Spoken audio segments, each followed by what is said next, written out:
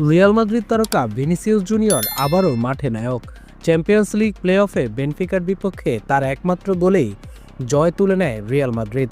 তবে ম্যাচের আনন্দ ছাপিয়ে আলোচনায় উঠে এসেছে বর্ণবাদ বিতর্ক।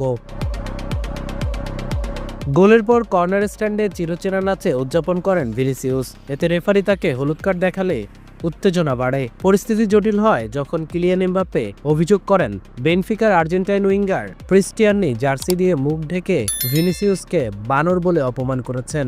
অভিযোগের জেরে প্রায় 11 মিনিট খেলা বন্ধ থাকে। এমবাপ্পে বলেন, এমন আচরণকারী খেলোয়াড় চ্যাম্পিয়ন্স লিগ খেলার যোগ্য নন।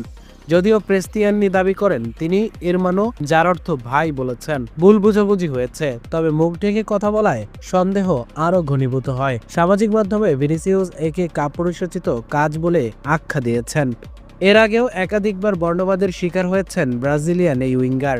মাঠে তার পারফরম্যান্স জয়ের গল্প লিখলেও গ্যালারির বৈষম্যমূলক আচরণ আবারও ফুটবল বিশ্বের নৈতিকতা নিয়ে প্রশ্ন তুলছে।